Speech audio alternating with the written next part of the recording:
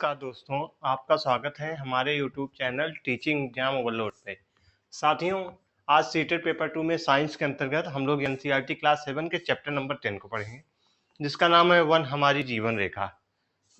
तो यह सेशन बहुत ही इम्पॉर्टेंट है क्योंकि यह साइंस में तो यहाँ से प्रश्न पूछा ही जाता है, साथ साथ में एसएसटी पेपर 2 में भी आपको यहाँ से प्रश्न देखने को मिलते हैं। तो अपने आप में बहुत अच्छा चैप्टर माना जाता है। यहाँ से कई बार पेपर में प्रश्न बन चुके हैं। तो आप लोग अच्छे सेशन को देखिएगा। अगर सेशन पसंद आए तो हमारे चैनल को लाइक कीजिएगा, सब्सक्राइब कीजिएगा, ज़्यादा से ज़्यादा शेयर कीजिएगा। तो आप लोग सीटेट की प्रॉपर तरीके से टॉपिक वाइज तैयारी करना चाहते हैं तो हमारे चैनल को सब्सक्राइब कर लीजिए। चलिए फिर हम लोग आज के सेशन को स्टार्ट करते हैं। वन हमारी जीवन रेखा, जो कि एनसीईआरटी क्लास 7 का साइंस का चैप्टर नंबर 10 है। तो वनस्पति क्या होती है? तो बहुमूल्य संसाधन है। पौधे हमें इमारती लकड़ी देते हैं, ऑक्सीजन उत्पन्न करते हैं और फल, गोंद, कागज प्रदान करते हैं। तो वनस्पति एक बहुमूल्य संसाधन है। पौधे हमें इमारती लकड़ी देते हैं, ऑक्सीजन उत्पन्न करते हैं और फल, गोंद, कागज प्रदान करते हैं। पौधों का क्षेत्र काल विशेष वातावरण या जलवायु के आधार पर वर्गीकृत किया गया है। भौगोलिक दृष्टि से प्राकृतिक वनस्पति को पर्वत अथवा समतल क्षेत्रों में अलग किया जा सकता है। फ्लोरा का अर्थ है वनस्पति जीवाश्म के रूप में ऐतिहासिक वनस्पति जीवन भी हो सकता है। अंत में वनस्पति को विशेष वातावरण के अनुसार विभाजित भी किया जा सकता है। तो देसी वनस्पतियां क्या होती हैं? एक क्षेत्र की देसी और स्थानीय वनस्पतियां देसी वनस्पतियां कहलाती हैं। कृषि और उद्यान वनस्पति, तो मानव द्वारा समझ बूझ कर उगाए गए पौधों को कृषि या उद्यान वनस्पति हम लोग कहते हैं। घास वनस्पतियां क्या होती हैं? तो परंपरागत रूप से यह वर्गीकरण उन पौधों पर लागू होते हैं जो अवांछनीय माने जाते हैं, जिनका नियंत्रण या उन्मूलन करने का सुविचारित प्रयास किया जाता है। आजकल वनस्पति जीवन के वर्गीकरण की अपेक्षा पदवी का इस्तेमाल अक्सर हम कम देता होता है। इसलिए इस वर्गीकरण में 3 विभिन्न प्रकार के पौधे शामिल हैं। घास प्रजातियां, तेजी से फलने वाली प्रजातियां जो घास हो भी सकते हैं या नहीं भी, और देसी और गैर घासी प्रजाति जिनकी किसी अवांछनीय होती है। कई देसी पौधे जिन्हें पहले बेकार माना जाता था बहुत फायदेमंद साबित हुए हैं। यह जो परिस्थितियां प्रणाली के लिए बहुत आवश्यक माना गया है। बैक्टीरिया जीवों को भी कभी कभी वनस्पतियों में शामिल किया जाता है। कभी कभी बैक्टीरिया वनस्पतियों और संयत वनस्पति शब्दों का उपयोग अलग अलग किया जाता है। वन क्या होते हैं? तो हरे भरे वन हमारे लिए उतने ही महत्वपूर्ण है जितना हमारा फेफड़ा। हमें अमेजन जंगल को पृथ्वी का फेफड़ा कहा जाता है। तो अमेजन जंगल को पृथ्वी का फेफड़ा कहा जाता है। हरे भरे वन हमारे लिए उतने ही महत्वपूर्ण है जितने लिए हमारा फेफड़ा हमें महत्वपूर्ण होता है। लेकिन आजकल हम लोग क्या कर रहे हैं? वनों की कटाई कर रहे हैं। आप लोगों ने देखा होगा इस बार गर्मी का असर आप लोगों को ज्यादा देखने को मिल रहा होगा। हीट वेव थी। हाँ, तो हीट वेव का मुख्य कारण जो था अल्नीनो था। तो अल्नीनो और अल्नीनो के अलावा भी जो था पेड़ पौधे आप लोग जो काट देते हैं, तो पेड़ पौधे नए पौधे नहीं लगाए जा रहे हैं, जिन पेड़ों की कटाई करी जा रही है, उन्मूलन हो रहा है, जिससे आप लोगों को हीट वेव का सामना करना पड़ रहा है। आने वाले समय में इससे भी ज़्यादा हमको गर्मी झेलनी पड़ सकती है। इसलिए आप लोग कोशिश करिए कि पेड़ पौधे लगाते रहिए, पेड़ को काटने की बिल्कुल कोशिश मत करिए आप लोग। चलिए आगे बढ़ते हैं। प्राकृतिक वनस्पति का वितरण, तो विश्व में प्राकृतिक वनस्पति का वितरण तापमान और आर्द्रता पर निर्भर करता है। इन्हीं कारकों पर वनस्पति की वृद्धि निर्भर करती है। इस आधार पर विश्व की वनस्पति के मुख्य प्रकारों को निम्न 4 वर्गों में रखा जा सकता है। तो प्राकृतिक वनस्पति का जो विवरण है, विश्व में प्राकृतिक वनस्पति का वितरण तापमान और आर्द्रता पर निर्भर करता है। इन्हीं कारकों पर वनस्पति की वृद्धि निर्भर करती है। इस आधार पर विश्व की वनस्पति के मुख्य कारकों को निम्न 4 वर्गों में रखा जाता है। वन भारी वर्षा वाले क्षेत्रों में विशाल वृक्ष उग सकते हैं। इस प्रकार के वन प्रचुर जल आपूर्ति वाले क्षेत्रों में पाए जाते हैं। जैसे जैसे आर्द्रता कम होती है वैसे वैसे वृक्षों का आकार और उनकी संघनता कम होती जाती है। वहीं घास स्थल समान वर्षा वाले क्षेत्रों में छोटे आकार वाले वृक्ष और घास उगते हैं, जिससे विश्व के घास स्थलों का निर्माण होता है। तो घास स्थल समान वर्षा वाले क्षेत्रों में छोटे आकार वाले वृक्ष और घास उगती हैं, जिससे विश्व में घास स्थलों का निर्माण होता है। गुल्म कम वर्षा वाले शुष्क प्रदेशों में कैटीली झाड़ियों एवं गुल्म उगते हैं। इस प्रकार के क्षेत्रों में पौधों की जड़ें गहरी होती हैं। वाष्पोर्जन से होने वाली आर्द्रता की हानि को घटाने के लिए इन पेड़ों की पत्तियों को कांटेदार और मोमी सतह वाली होती हैं। टुंडा वनस्पति या शीत ध्रुवीय प्रदेशों में पाई जाती है। टुंडा वनस्पति में मांस और लाइकेन सम्मिलित होता है। अब हम लोग वनों के प्रकार के देखते हैं। वनों का प्रकार बहुत इंपॉर्टेंट है क्योंकि यहाँ से पेपर में आपको एसएसटी पेपर 2 में भी प्रश्न देखने को मिलता है और साइंस में भी यहाँ से प्रश्न देखने को मिलता है। तो चलिए फिर, उष्णकटिबंधीय सदाबहार वन क्या होते हैं? तो इन वनों का उष्णकटिबंधीय वर्षा वन भी कहते हैं। ये वन जो एक घने वन भूमध्य रेखा और उष्णकटिबंधीय के पास पास पाए जाते हैं। ये क्षेत्र गर्म होते हैं और पूरे वर्ष यहाँ अत्यधिक वर्षा होती है। चूंकि यहाँ का मौसम कभी शुष्क नहीं होता, इसलिए यहाँ के पेड़ों की पत्तियां पूरी तरह नहीं झड़ती, इसलिए इन्हें सदाबहार कहते हैं। काफी घने वृक्षों की मोटी बितान के कारण दिन के समय भी सूर्य का प्रकाश वन वेफ अंदर तक नहीं पहुंच पाता। आमतौर पर यहाँ दृढ़ काष्ठ वृक्ष जैसे रोसवुड, आबनूस, महोगनी आदि पाए जाते हैं। तो उष्णकटिबंधीय जो सदाबहार वन होते हैं, इन वनों को उष्णकटिबंधीय वर्षा वन भी कहते हैं। ये घने वन और भूमध्य रेखा और उष्णकटिबंधीय के आसपास पाए जाते हैं। ये क्षेत्र गर्म होते हैं और पूरे वर्ष यहाँ अत्यधिक वर्षा होती है। क्योंकि यहाँ का मौसम कभी शुष्क नहीं होता, इसलिए यहाँ के पेड़ों की पत्तियां पूरी तरह नहीं झड़ती हैं, इसलिए इन्हें सदाबहार कहते हैं। काफी घने वृक्षों की मोटी बितान के कारण दिन के समय भी सूर्य का प्रकाश वन वेव अंदर तक नहीं पहुंच पाता है। आमतौर पर यहाँ दीर्घकाष्ठ वृक्ष जैसे रोसवुड, आबनूस, महोगनी आदि पाए जाते हैं। जैसा कि फिगर में आप लोग देख रहे होंगे, इसी को हम लोग उष्णकटिबंधीय वर्षा वन कहते हैं। यहाँ पे सूर्य का प्रकाश अंदर तक नहीं पहुंचता क्योंकि यहाँ के वृक्ष बहुत घने होते हैं। उष्णकटिबंधीय पर्णपाती वन के बारे में देखते हैं हम लोग। तो उष्णकटिबंधीय पर्णपाती वन जो होता है, ये मानसूनी वन होते हैं जो भारत, उत्तरी ऑस्ट्रेलिया एवं मध्य अमेरिका के बड़े हिस्सों में पाए जाते हैं। इन क्षेत्रों में मौसमी परिवर्तन होते रहते हैं। जल संरक्षित रखने के लिए शुष्क मौसम में यहाँ के वृक्ष झड़ी पत्तियां झाड़ देते हैं। इन वनों में पाए जाने वाले दृढ़काष्ठ वृक्षों में साल, सागवान, नीम और शीशम है। दृढ़काष्ठ वृक्ष फर्नीचर, यातायात एवं निर्माण सामग्री बनाने के लिए बहुत उपयोगी होते हैं। इन वनों में आमतौर पर पाए जाने वाले जानवर या तो बाघ, शेर, हाथी, गोल्डन लंगूर एवं बंदर आदि पाए जाते हैं। चलिए आगे बढ़ते हैं। जैसा कि फिगर में आप लोग देख रहे होंगे, शीतोष्ण सदाबहार वन क्या होता है। तो शीतोष्ण सदाबहार वन जो होते हैं वो मध्य अक्षांश के तटीय प्रदेशों में स्थित होते हैं।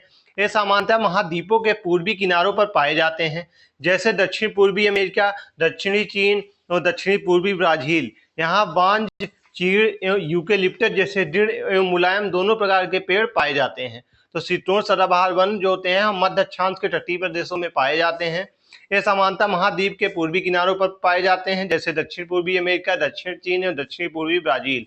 यहाँ पे बांज, चीड़, यूकेलिप्टस जैसे दृढ़ एवं मुलायम दोनों प्रकार के पेड़ पाए जाते हैं। जैसा कि फिगर में आप लोग देख रहे होंगे, इसको हम लोग शीतोष्ण सदाबहार वन कहते हैं।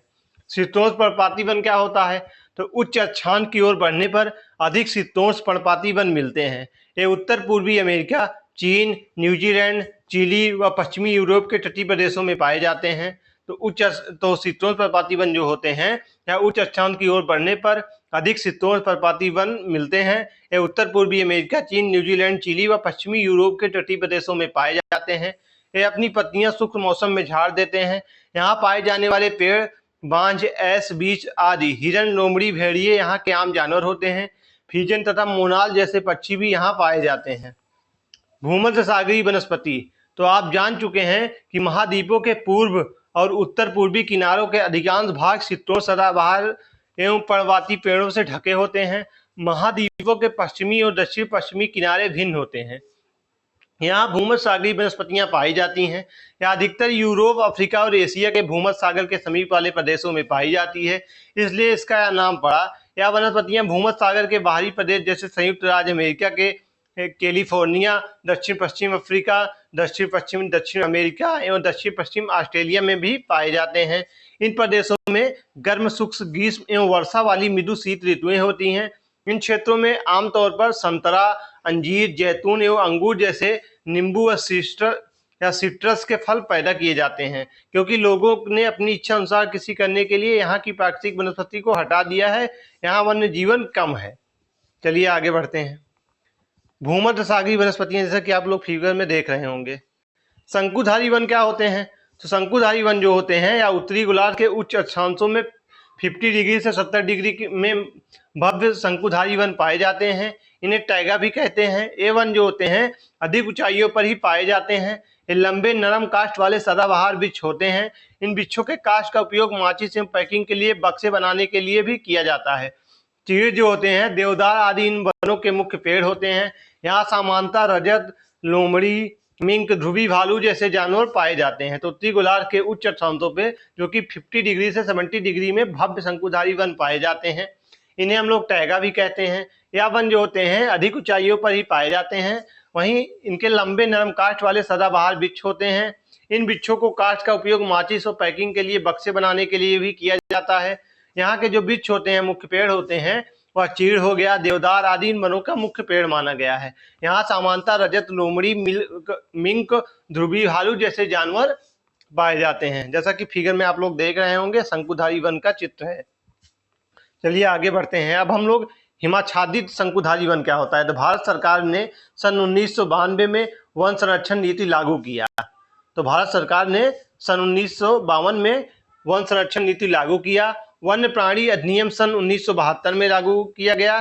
तो अगर यहाँ से प्रश्न बने कि भारत सरकार ने कितने सन में 1952 में वन संरक्षण नीति लागू किया था, वहीं वन्य प्राणी अधिनियम सन 1972 में लागू किया था। राष्ट्रीय कृषि आयोग ने सन 1976 से, यानी राष्ट्रीय जो आयोग था, कृषि आयोग था, उन्होंने 1976 से 1979 तक सामाजिक वानिकी को 3 भागों में बांटा: फार्म वानिकी, शहरी वानिकी, ग्रामीण वानिकी। तो देश का कुल वन आवरण कितना है? देश का जो कुल आवरण है, आपको बता दूं मैं, इसको आप लोग इम्पोर्टेंट मान लीजिएगा, क्योंकि यहाँ से पेपर में कई बार प्रश्न बन चुके हैं, तो इसलिए इसको आप लोग इम्पोर्टेंट देखिएगा। यहाँ से आपको एसएसटी में भी प्रश्न देखने को मिलते हैं। तो 7,12,249 वर्ग किलोमीटर में है। देश का कुल आवरण कितना है? 7,12,249, ठीक, जो देश के भौगोलिक क्षेत्र का 67% है। देश का विश्व आवरण 95,027 वर्ग किलोमीटर में है, जो भौगोलिक क्षेत्र का 2.89% है। भारतीय वन सर्वेक्षण विभाग का मुख्यालय उत्तराखंड के देहरादून में है, जिसकी स्थापना जून 1981 में की गई थी। 15वीं वन रिपोर्ट 2017 के आधार पर भारत के 24.39% क्षेत्रफल वन है। यह रिपोर्ट पर्यावरण, वन एवं जलवायु परिवर्तन मंत्रालय द्वारा निकाली जाती है। भारत में 6 प्रकार के वन समूह हैं, जैसे आर्द्र उष्णकटिबंधीय वन, शुष्क उष्णकटिबंधीय, पर्वतीय, उपकटिबंधीय एवं उप अल्पाइन आदि। वहीं उप शीतोष्ण, जिन्हें 16 मुख्य वन प्रकारों में उप विभाजित भी किया गया है। पृथ्वी के 31% भूमि पर वन पाए जाते हैं और भारत में 24% भूमि पर वन है। वनों में हम प्रत्यक्ष और अप्रत्यक्ष रूप से अनेक लाभ प्राप्त करते हैं। जैसे प्रत्यक्ष लाभ स्वरूप हम वनों से इमारती काष्ठ, जलाऊ ईंधन, पशुओं के लिए चारा, गोंद, लाख, फल, जड़ी बूटियां आदि प्राप्त करते हैं। तो अप्रत्यक्ष रूप से वन वर्षा, बाढ़ की रोकथाम करते हैं, सुंदर अभ्यारण्य एवं आकर्षण पर्यटक स्थल देते हैं। ह्यूमस क्या होता है? तो एक गहरे रंग के पदार्थ में परिवर्तित कर देते हैं, जिन्हें हम लोग ह्यूमस कहते हैं। तो ह्यूमस क्या होता है? गहरे रंग के पदार्थ में परिवर्तित कर देता है, जिसे हम लोग ह्यूमस कहते हैं। अब घटक क्या होते हैं? तो पादपों और जंतुओं के मिश्र शरीर को ह्यूमस में परिवर्तित करने वाले सूक्ष्म जीव अपघटक कहलाते हैं। तो पादपों और जंतुओं के मिश्र शरीर को ह्यूमस में परिवर्तित करने वाले सूक्ष्म जीव को अपघटक कहलाते हैं। वन को हरे फेफड़े कहा जाता है। पादप ऑक्सीजन और कार्बन डाइऑक्साइड का संतुलन बनाते हैं। यदि वह नष्ट होंगे तो वायु में कार्बन डाइऑक्साइड की मात्रा बढ़ेगी, जिससे पृथ्वी का ताप बढ़ेगा। भारत में कुल क्षेत्रफल का लगभग 21% वन क्षेत्र पाए जाते हैं। चलिए आगे बढ़ते हैं। तो आज का सेशन यही समाप्त होता है। मैं आशा करता हूँ सेशन आपको आसानी से समझ में आया होगा। यह सेशन बहुत ही इंपॉर्टेंट था, क्योंकि यहाँ से आपको साइंस के अलावा एसएसटी पेपर 2 में भी प्रश्न देखने को मिलते हैं।